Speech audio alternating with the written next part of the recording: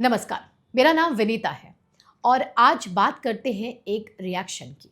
बहराइच में हिंदुओं की धार्मिक शोभा यात्रा के दौरान हुए हमले में मुस्लिम समुदाय के कुछ लोगों ने रामगोपाल मिश्रा की हत्या कर दी।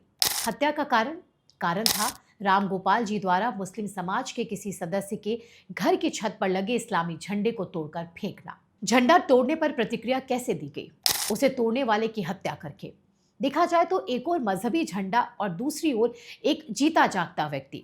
मुस्लिम समुदाय के कुछ लोगों के लिए दोनों एक समान है। रामगोपाल जी की पोस्टमार्टम रिपोर्ट अब सार्वजनिक हो चुकी है। रिपोर्ट में बताया गया है कि उनके शरीर पर 25 से 30 छर्रे के निशान थे। शरीर पर 8 गंभीर चोटों के निशान थे। उनके फेफड़ों में 2.5 लीटर खून जमा था। उन्हें कितनी दूर से, कैसे और कितनी गोलियां मारी गई, इसका जिक्र है। घटना की जानकारी रखने वालों की माने तो गोलियां हत्यारों द्वारा अपने बचाव में नहीं चलाई गई थी। गोलियां चलाने का उद्देश्य रामगोपाल की हत्या ही था, अर्थात ये हत्या कोई दुर्घटना नहीं थी। ये सच है। गवाहों के अनुसार जिस तरह से उनकी हत्या की गई वो रामगोपाल मिश्रा से आने वाले किसी संभावित खतरे के जवाब में दी गई प्रतिक्रिया नहीं थी। उनकी हत्या अपराधियों द्वारा ठंडे दिमाग से, ठहराव के साथ की गई। इस हत्या को उचित ठहराने के लिए एक पूरा इकोसिस्टम तब तक लगा रहा जब तक देश में बहस करने लायक कोई नई वारदात नहीं हो गई। बहस के लायक नई वारदातें हुई तो हत्यारों के बचाव में उतरे एक पूरे इकोसिस्टम को लगा कि अब बस, चूंकि आम भारतीय अब नए मुद्दे पर जा चुका है, ऐसे में इन्हें अपनी ऊर्जा रामगोपाल की हत्या को सही ठहराने पर जाया नहीं करनी।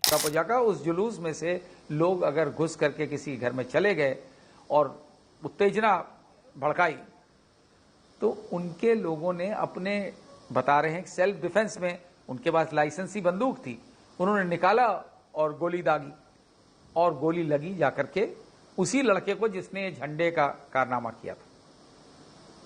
वो लड़का जब तक हॉस्पिटल पहुंचा मर गया। अब गोली मारी गई है तो मरेगा। और गोली बाकायदा, इसमें भी कोई शक नहीं है कि उन्होंने लेकर के निशाना लगाकर ही लगाई। आप खुद ही देखिए कि क्या कहकर या लिखकर इस हत्या को उचित ठहराने का प्रयास किया गया। प्रोपोगेंडा का चरित्र ही ऐसा होता है कि उसके लिए तार्किक होना आवश्यक नहीं है। शायद इसलिए केवल ये कहकर हाथ धो लिया गया कि एक हिंदू किसी मुसलमान के घर पर लगा इस्लामी झंडा उखाड़ने गया ही क्यों, कि मुस्लिम समाज ये कैसे और क्यों बर्दाश्त करेगा कि कोई उसके किसी सदस्य के घर की छत पर चढ़कर लगा मजहबी झंडा तोड़ डाले। दरअसल इस बात को इतनी बार दोहराया गया कि ये असली सवाल लगने लगा।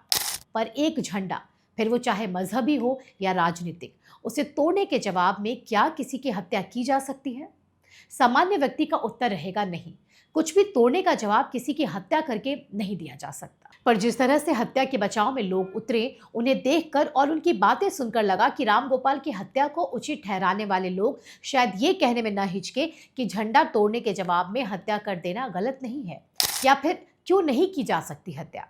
दुनिया भर में छोटी छोटी बातों पर कई बार प्रतिक्रिया के तौर पर हो जाती है हत्याएं। दरअसल अनुभव ये बताता है कि प्रोपोगेंडा चलाने के लिए ये आवश्यक है कि उसे चलाने वाले एक पॉइंट के बाद बेशर्म हो जाए। इसलिए झंडा तोड़ने की प्रतिक्रिया में किसी की हत्या करने वाले यदि इसे सही ठहराएं तो उससे आश्चर्यचकित नहीं होना चाहिए।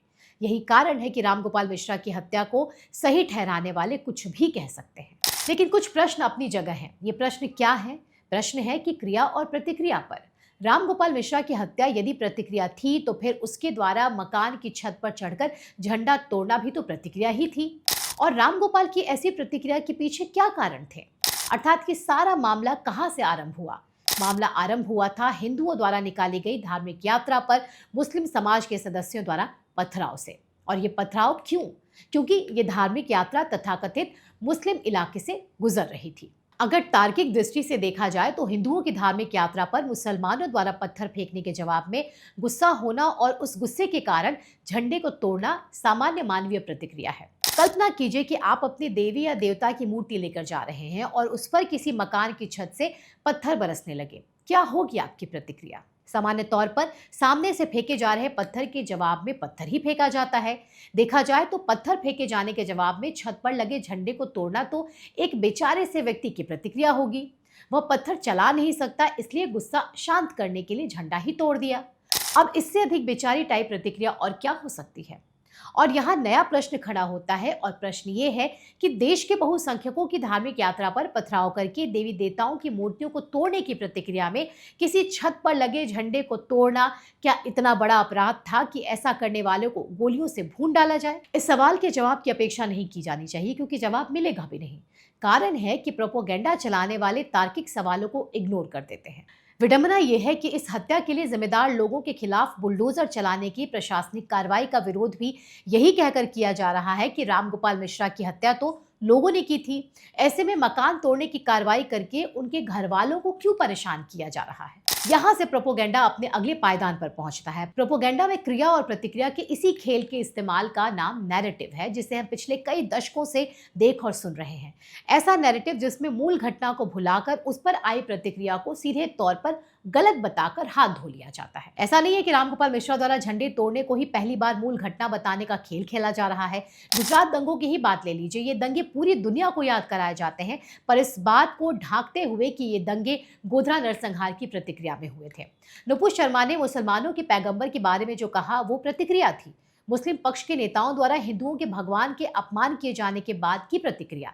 पर दुनिया भर में यह फैलाया गया कि नुपुर शर्मा ने सीधा पैगंबर का अपमान कर दिया। पूरी दुनिया इस बात को याद रखती है कि अमेरिका ने अफगानिस्तान और इराक में क्या किया, लेकिन इसी दुनिया का ध्यान इस बात से भटकाया जाता रहा है कि अमेरिका ने जो किया वो 9/11 की प्रतिक्रिया थी। क्रिया और प्रतिक्रिया यानी एक्शन और रिएक्शन को अपनी सुविधा अनुसार हाईलाइट करने के इस पूरे खेल में केवल रिएक्शन को हाईलाइट करते रहना सदियों से एक खास इकोसिस्टम की उपलब्धि रही है, और यही कारण है कि रिएक्शन पूरी दुनिया के लिए महत्वपूर्ण हो जाता है। क्यों?